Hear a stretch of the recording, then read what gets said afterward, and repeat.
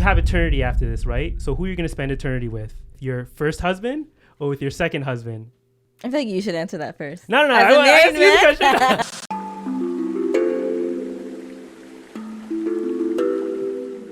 Welcome back, guys, to another episode of Cousin. Why are you in fast forward? Because we got a fast episode today for y'all. No, it's just a short one. It's going to be a short one. Okay? Not every week is 1+ hours. Okay, we're not always yappers. Yeah. It's going to be...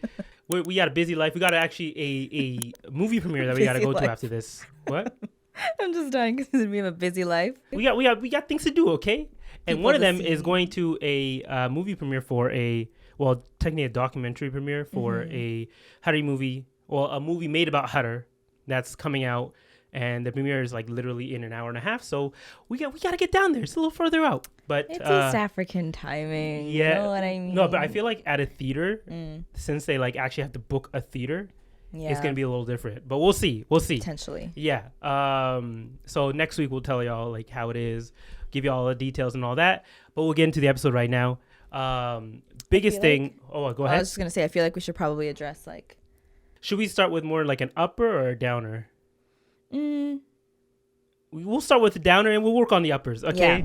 Gotta get serious here for a second because this is actually something that we spoke about before in the past. We kind of gave like the details on what was going on, but now we're just giving you the updates on what's recently happened. And then we're talking about Sudan. Yeah. And that's been the biggest topic recently. Like, of course, Palestine has been a huge topic in the past year or two, but Sudan has always been there as well, and it's something that's been going on, but I feel like now there's more of a light on it, and people are being more educated on what's actually going on. And we spoke about in the past how this is a conflict or almost like a civil war between the RSF and the military of the country, when really it's more like a proxy war in that the RSF is actually being funded by the UAE. Yeah. Allegedly, can we say, I don't know. No one's gonna sue us for that. No one's gonna sue us for that, okay? I mean, but yeah, so essentially like this is an outside force that's coming in that's using the RSF to be able to basically extract the country of their resources. At least that's what people believe is actually going on. They feel like this outside force is doing all this in order to destabilize the area so that they can extract it of its resources. That's essentially what I'm trying to get at. But recently, the biggest story that happened was a large city in Sudan called Al-Fashir. Hopefully I'm saying that right, Al-Fashir. They were taken over by the RSF. And how it was described, at least what I've seen from a couple TikToks and videos, is that essentially the military kind of just left that post. Like they had that area, they had control of it. They left for some sudden reason, and then the RSF just literally came in without any real resistance and took it over.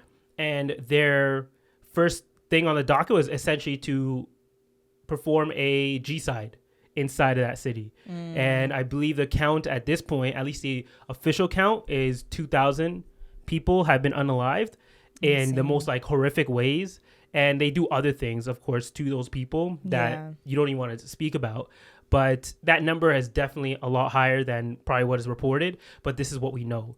And that's the latest update on what's been going on in Sudan. Yeah. And I think, you guys know that on the podcast, like we don't shy away from essentially talking about some of these things that normally don't get coverage by regular media, social media, or on TV or in the news. So we thought it was important, especially to speak about Sudan. One, because while it's great that, what's been going on in Gaza and all over Palestine has really just, I guess, people haven't shied away, and now like the truth is the truth. No one can really deny what's been happening there. We also don't want to silence the voices of Sudan and other Muslim countries that are suffering essentially through these types of like horrific acts that are going on. So we're going to do what we can to continue to bring awareness to it on the pod, whether that's through our social media or just talking about it here in the actual episode. So I know that there are links all over the internet in terms of like where to donate to provide support, whether through like food, because they're also, I believe, experiencing not a famine, right? Is it a famine? But Yeah. there's like scarcity of food there, And for also sure. like 14 million plus people have been displaced from Exactly. this. And so it's on a huge scale. Like so many people are being impacted. And so we want to do our best to try, of course, for first and foremost, is always make dua for those that are suffering. But then if you have the means to support financially, I'll see if I can find some reputable sources and put it in our description for this episode. Honestly, like big picture wise, the saddest thing is that this is like a lot of times Muslims, well, people who say that they're Muslim who are committing these acts for the most part. And the people who are supporting it, as we mentioned, the UAE is supposed to be Muslim countries. I wouldn't even, the thing is though, is that like, let's be real. They're probably the puppets to the bigger puppet master, and like, don't want to. Yeah, but it doesn't take away from the fact that they're still Muslim and shouldn't be influenced by those bigger influencers, right? Unfortunately, money can drive a lot of people to do things that aren't acceptable or not good things to do. And the biggest thing recently that's been come out, or the biggest call to action that recently came out, was that people are now calling to boycott the UAE. Yeah, like, I was gonna generally go there. I was gonna go there. I said never mind. Yeah, exactly. So hopefully this has some impact, as we've seen with when we talked about Palestine, like the boycotts that were going on there. Those actually you could see had made real impact on those companies, and we hope that all that that momentum that was pushed towards boycotting the people who were supporting is not real, can be used to now put pressure on the UAE. And hopefully, I know there's billions and maybe even trillions of dollars that are in play here. It can have at least some impact, and you kind of have to appeal to the things that can only make these people move, which is money. Yeah. Right? I don't know if that's the best way to say it, but you know what I mean, right? You know what? Speaking of boycott, I don't know if you saw this. It's like kind of recent news. But did you know Kim Kardashian's brand Skims? Yeah, I know it. You've heard of it? Yeah. Like shapewear and all that kind of stuff. So apparently she is opening like 10 plus stores in Israel. Really? Yeah. Oh my God. Which is crazy to me because that is so tone deaf. I don't know if you know, but Kim Kardashian, I'm sure a lot of people know, she's half Armenian, who Armenians have experienced. They've gone through their own genocide. Exactly. And she has kids who are half black, another marginalized group, unfortunately, in the United States. So it's kind of like, what are you doing, sis? So boycott Skims, just to let you know. Boycott the Kardashians in general. I never liked them. Never I used will. to be a fan. I don't know. I just thought they were like quirky. Nah, there was one time where she almost won me, where she started learning law so that she could she actually just posted on her story that she failed the bar for the 6th time, but she's not giving up. Well, her motivations, at least in regards to that, were wholesome, in that she wanted to free people who are like unjustly convicted. Yeah. But with this coming out, like there's no hope for them. I know. Yeah, and seeing what this is kind of controversial, but seeing what she's like doing and how she's influencing her daughter. Like I was talking about this last night. Yeah, her North, and like the things that she's been coming out with, and how she's kind of like putting her own stamp on it as her mom. I know that's a whole conversation. Okay, maybe we'll save that one for another day, because like I don't know how I feel about criticizing a child, but we'll talk about that later. Yeah. Put a pin in it. I'm more criticizing her mom, but still, okay. I hear you. Okay, I hear you. But we ain't opening that can of worms today. Yeah. Okay. So I guess the good news. Yeah. So the good news is that this Tuesday, the 4th, our mayor Zohran Mamdani won for New York City's mayoral race. Yeah. My dad calls him Mamadi. There you go.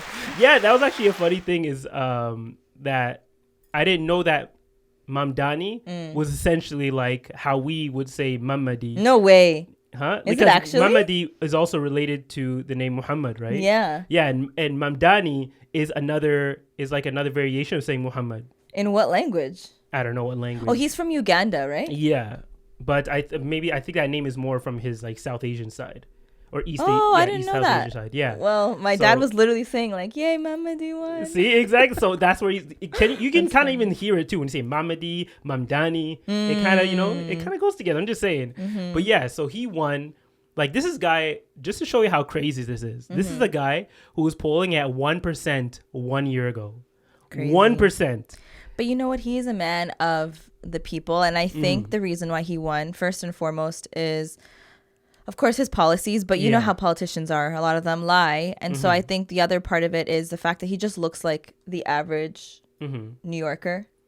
Not only that, I feel like his social media campaign was A1. Whoever like, his marketing director was, give him a raise or her a raise. For real. Yeah, like, and the thing is that he didn't he didn't try to divide people. Yeah. Which I feel like is essentially what his opponent, well, his main opponent, which was Andrew Cuomo, was trying to do. He was basically pulling out all the stops, trying to be racist. He's trying to be Islamophobic. He was trying to be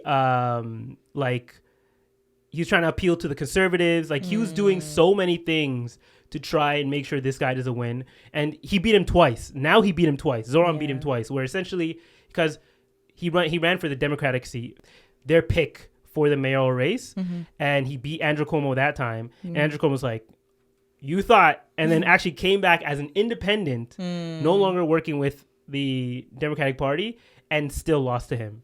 Even though Andrew Cuomo has like he's very popular with like elderly or older people, but still, you know, the young people out here, like New York is I feel like because of a lot of the older people tend to move out, go into like New Jersey or those places. Yeah. And New York has kept like its vibrant spirit because I feel like the youth stick around and they like invest in they're just the younger population, millennials. Right. Yeah. So, and he really appealed to them. So he did. Yeah, it was almost like you could see just from the momentum that he was building up that this guy people were still scared up until election day.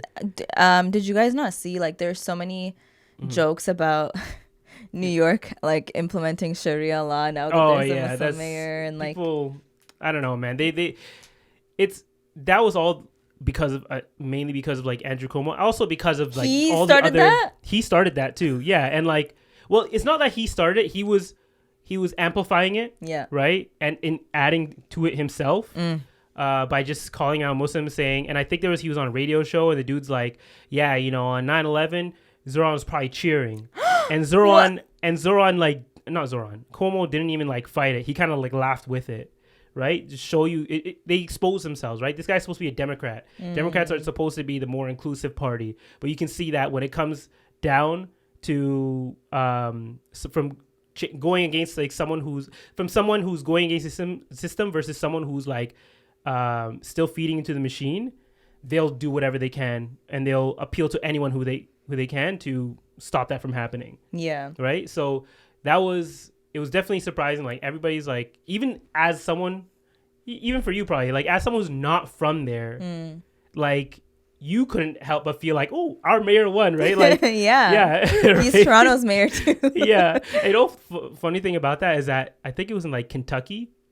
There are people like pulling up to places that they normally go and vote and being like, where can we vote? Where can we vote to make sure this guy doesn't win, right? Who's Zohran? You can't get him implementing Sharia law. Yeah. No way. People thought that they could vote know how the New York City mayor. Don't they know how that works? Their typical education, Americans. They are like maybe kidding. Last in education in the country. So. Oh really? Yeah, like they're in like at least like bottom 10. Damn. Yeah, so that was definitely a thing. I saw this thing online too, saying that there were, I think, I can't remember how many of them, but like a group of billionaires and just wealthy heirs that donated money to try and stop him. Yeah, there are people spending. It's funny like enough, millions of dollars. There's actually a podcast that he was on. It was one of those like Andrew.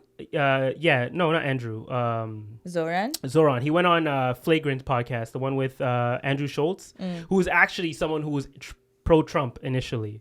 Like he got bamboozled big time. He's anti-Trump now, but he definitely got bamboozled by him initially, and actually had him on the podcast too. He had Trump on the podcast at one point. How did he pull that off?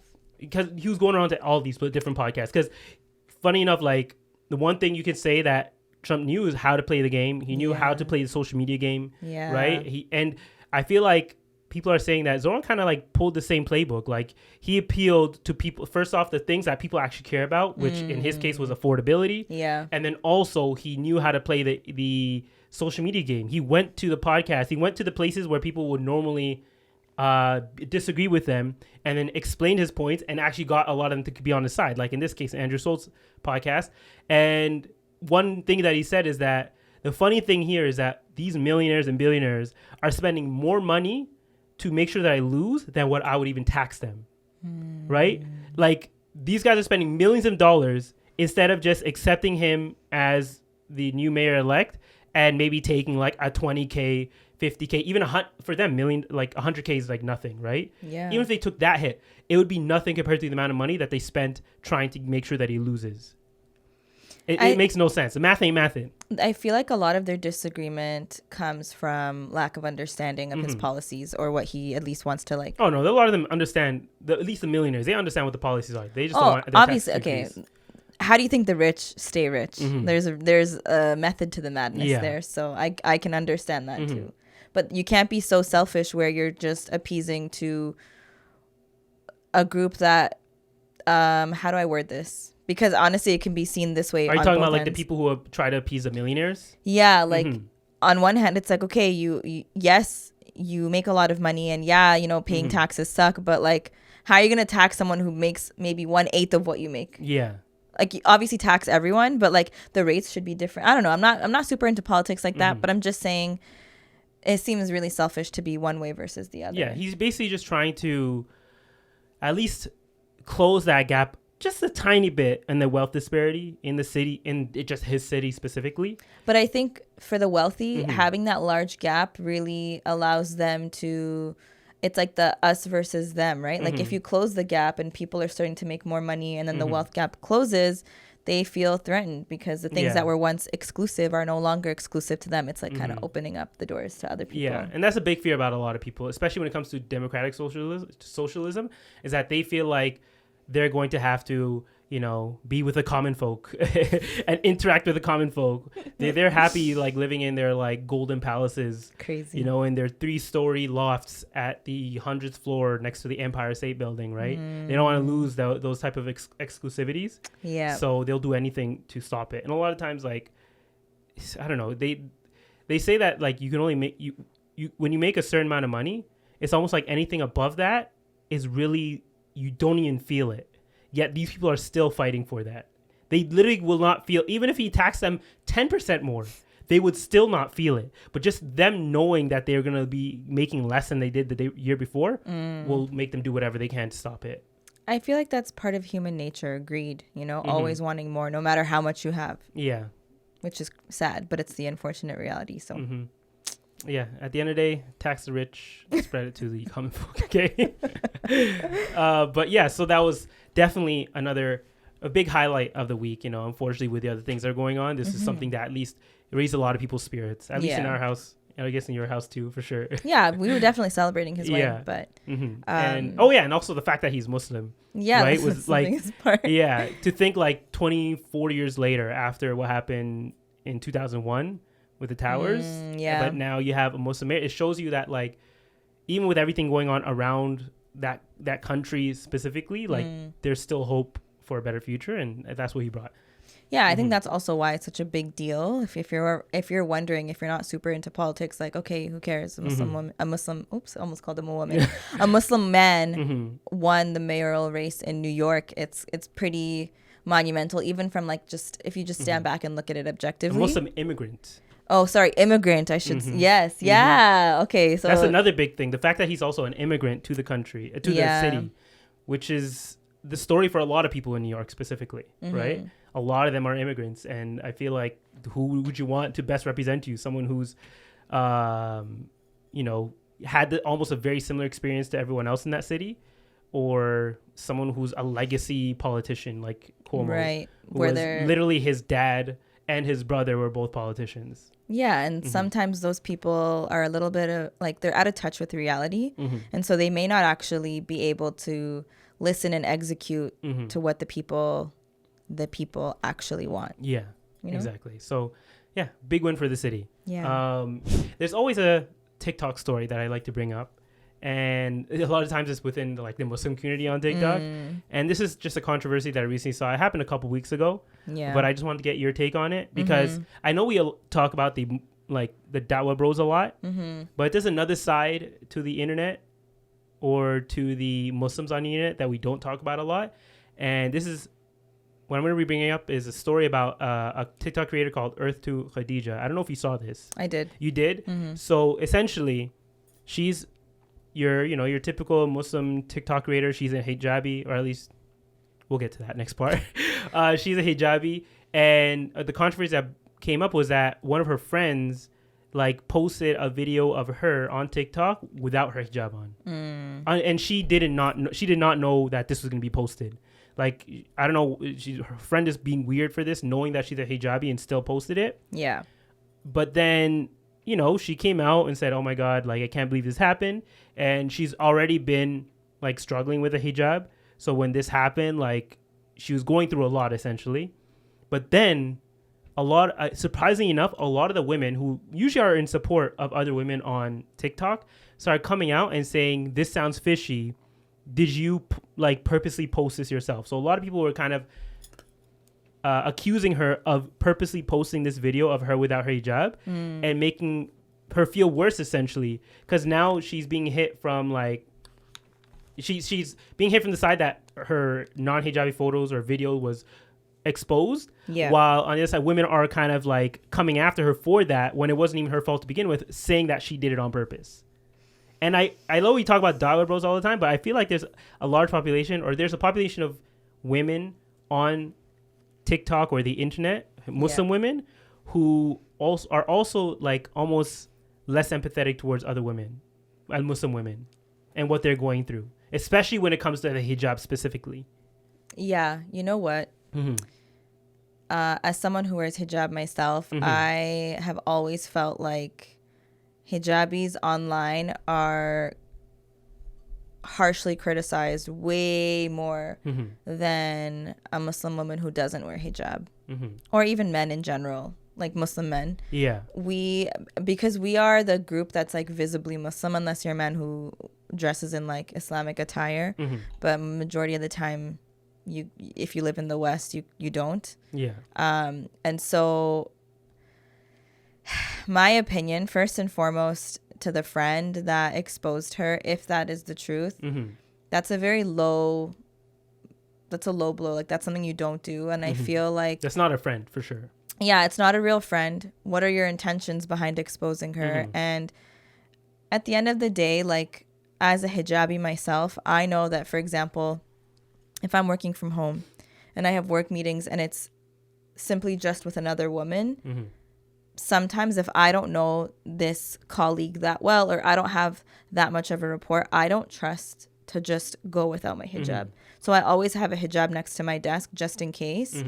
But it's also, especially if your friend or your colleague is a non-Muslim, remember, their brains don't operate the same way that yours does. So for example, if I'm FaceTiming my hijabi friend without her hijab and Amir walks in the room, I'm going to protect her aura. And I'm going to be like, oh, hold on a second, Amir, or like hide the screen.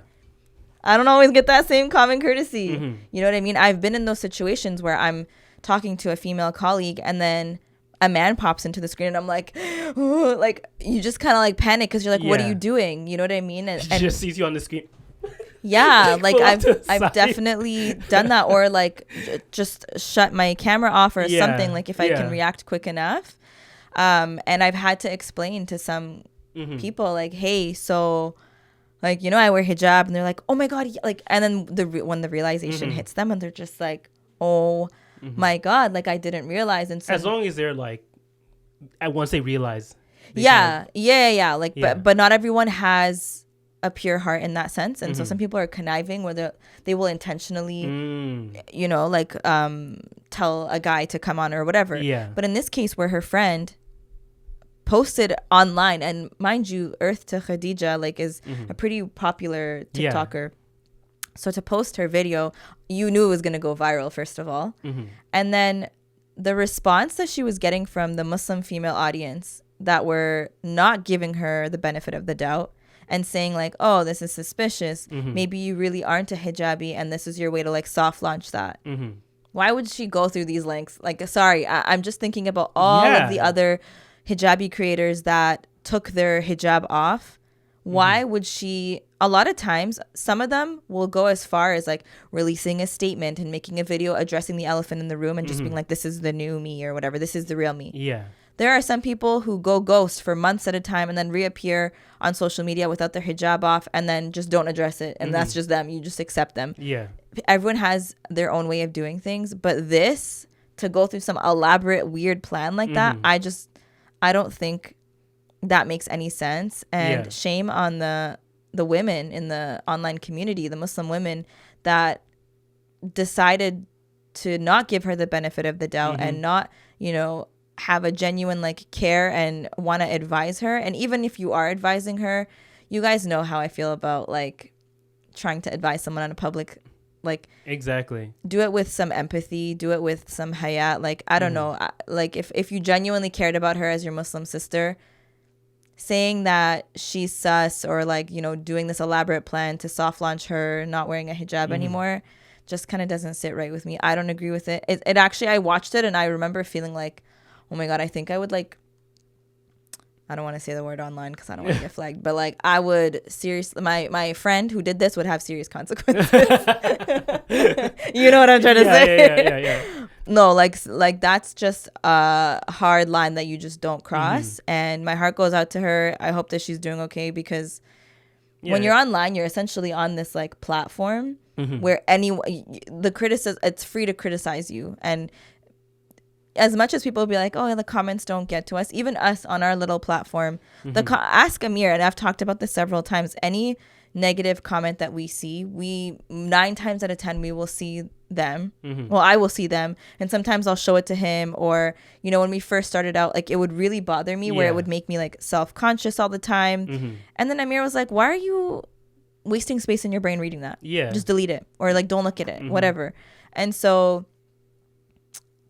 as much as we want to say, oh, it doesn't bother us, it can get to you, especially when it's like hundreds and thousands of comments and people are making like videos about her. When people start piling and not even making videos like speaking about it, people making jokes and like memes about how like basically reenacting how she's actually lying about all this whole situation. So crazy. But the crazy thing is I actually haven't seen the women making videos. I've seen a lot of like the men making videos about it. The funny thing is I haven't seen any men making videos. I only saw women making videos of it. Our algorithms are completely, they know. They flipped it. So that I could criticize the men, you criticize the women. Crazy. Yeah, that's why I thought that no men were talking about it. Mainly women. They were. It's the usual ones that do. And I was just like, why is this like 40-something-year-old man talking about a 20-something-year-old girl taking her hijab off, even if she did or didn't? Yeah. I don't know. It's just, but I feel like in that case, I did see kind of maybe one video like that, but it was after she had already like kind of made a video taking it off, or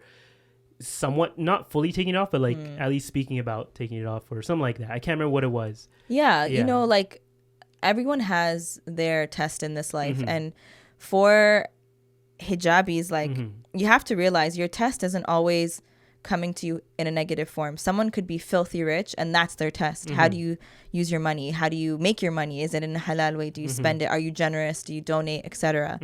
For those of us that wear hijab, I know sometimes non-hijabis will look at us and look at me like, oh, like you make it look so easy, like may Allah make it easy on me.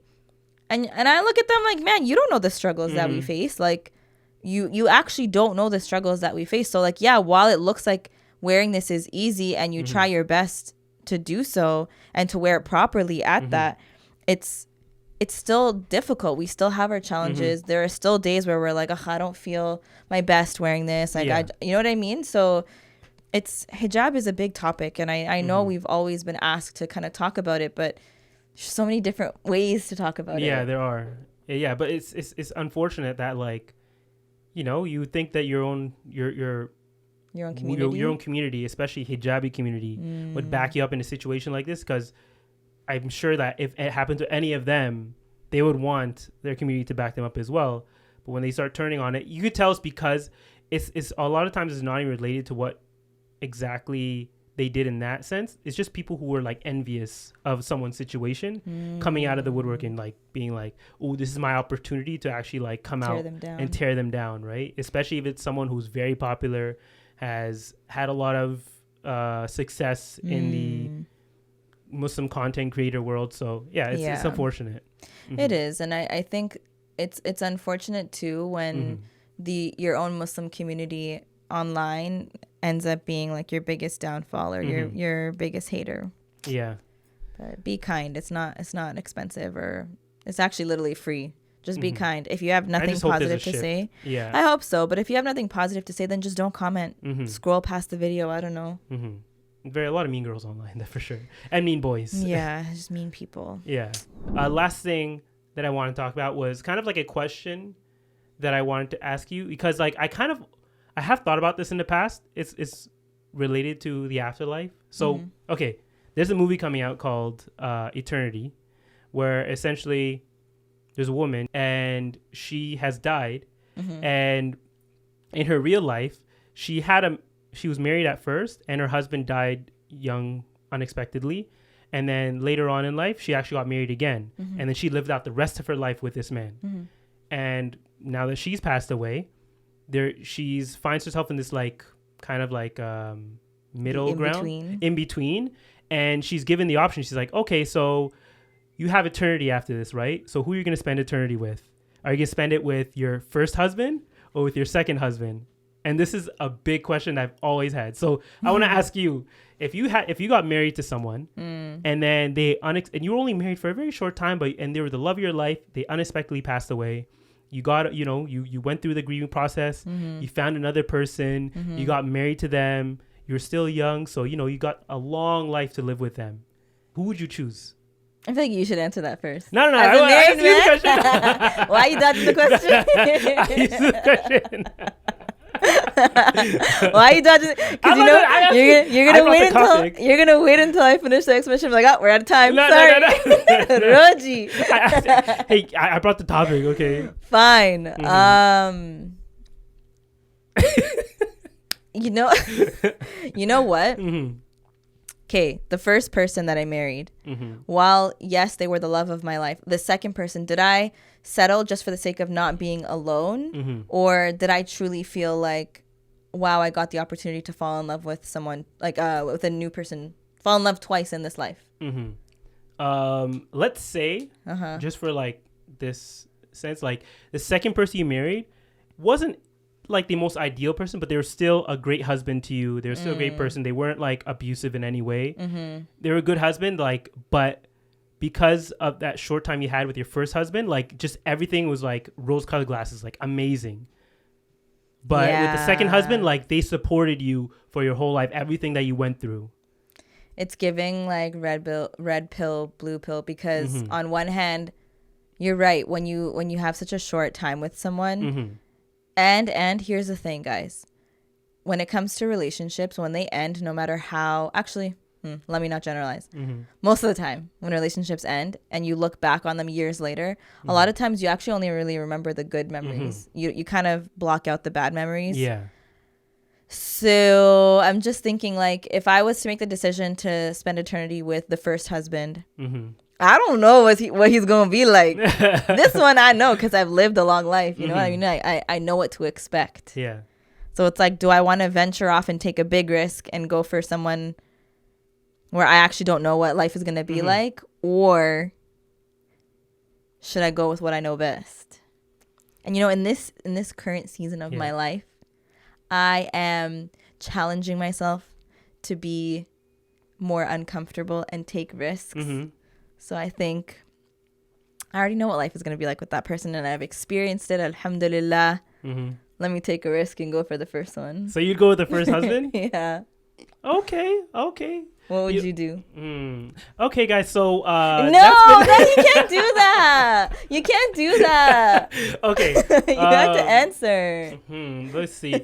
Like, yeah, because that is a thing where, like, because you only had such a short time with that first partner, like, maybe if with time more would be exposed, right? And you might actually, if you were to live a full life with them, you might not have even lasted your whole lifetime with them. Maybe something would have happened and you might have ended up separating, whatever, but you just don't know, because like a lot of times for the first couple of years of marriage, like at least for the first year of marriage, I don't know how, for everybody's different, right? It could be your whole marriage. Like there's a lot of learning. Yeah, there's a lot of learning, but I feel like there's also a lot of opportunities to like try new things together, and you're still kind of trying to do your best, right? Not only do your best, but like do your best essentially. Like put your best foot forward. Yeah, put your best foot forward, because with time, like anybody, like people might get lazy, or not lazy, but comfortable. Exactly. I got you. That's a better word. Exactly. Don't say lazy. Yeah, people might get comfortable, right? But with that second partner, you actually got to see all of that. And if I went my whole life and I actually ended up like never separating with that person, they were still good to me, they still supported me in everything I went through, I might go with the second person instead, because I feel like first off, in Islam, where are you going with technically this? There is no sadness in that's what I was okay? That's what I was no hold on. I'm not doing scapegoat. Okay, I'm not doing scapegoat. Okay. But like, I feel like because I did stick it out with that second person, and like I am technically still married to them after I've like passed away or whatever, like just out of honor and respect for that person for being there the whole time and supporting me, I would stay with them. But I would be enticed to figure out, like just because I feel like a lot of the choices I make from a sense of honor, or like just like, you know what, I made this decision, like I'm gonna see it through. I made a promise, I'm gonna see it through, no matter how hard it might seem, because that first marriage and like what could have been. But Amir, I feel like I made a commitment and I must stick it through. Had the first wife not died, you wouldn't have remarried. Yeah. But that's the scenario you're dealing with right now, right? So you would go for the second one because it's kind of like a thank you for sticking by me, for watching me through my grieving process, exactly, and loving me and all that. Yeah, maybe if they weren't even there for the grieving process, but just like for anything else that might have happened in life, because like with that person that you had a short life with, I'm assuming you probably didn't have any kids or whatever, but maybe with the second part you had more of a family. So but you know what sometimes the length of time that you are with someone, it doesn't negate the feelings. Like you could still feel a deep connection and a deep love for someone, even if it was for a short amount of time, compared to someone that you've known for 30-40 years, or that you've been with. The love could be different. However, I understand wanting to go for the second person just out of like, it's like you know what that is? Miss people pleasing. Maybe it is. Maybe it is a people pleasing thing. Like I feel like I would sacrifice my own like desire. Amir. What? That's like don't worry, I'm a people pleaser too. but that's like textbook people pleasing. Yeah. Why would you sacrifice your own happiness? Not my own happiness, because I feel like I would still be happy with that person. Would you though? But like there's always that question in your mind of like, oh, what would that life have been like, right? But that's not fair to that partner then, because then as you're like, yeah, I'm so happy, I love you, you're thinking about like, maybe I should have picked the other one. No. Because once I made that decision, I'll stick with it, And you're just going to block out the noise? Like, of course, in the afterlife, at least from the Islamic perspective, like you won't have those kind of thoughts for the most part. But in this scenario, if you did just think like you think now, like, of course, that would always be something in the back of your mind, but that was probably in the back of your mind for the whole time that you were living. It's like, what would life have been with my first partner, right? But even if I was given that choice to be like, okay, you can actually do it, just out of the fact that I made a commitment to another person, I feel like I'd have to stick with that.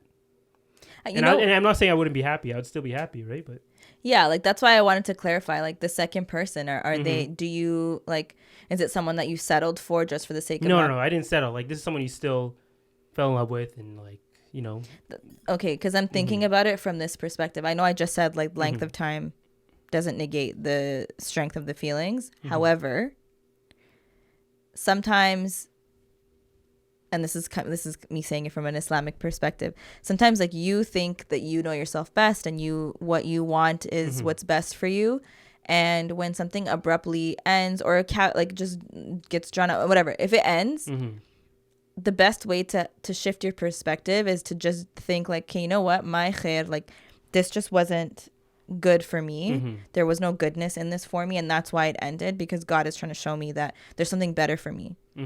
And so if you have that perspective, and the second person, well, yeah, in that case, like if you knew that the reason that that person was taken out of your life is because like Allah or God himself was like, this is trying not to protect you. Yeah, trying to protect you, but you don't know. That's the thing. A lot of times you don't know. So you know, when people talk about having tawakkul, having like ultimate trust and faith in God, it's kind of odd. I don't call it like blind faith, but essentially like you may not know the reason why something doesn't work out for you, or why something does work out for you. You don't really know, but because you trust God so much, you're just like, you know what? I'm just gonna trust the plan and like let it play out how it's supposed to.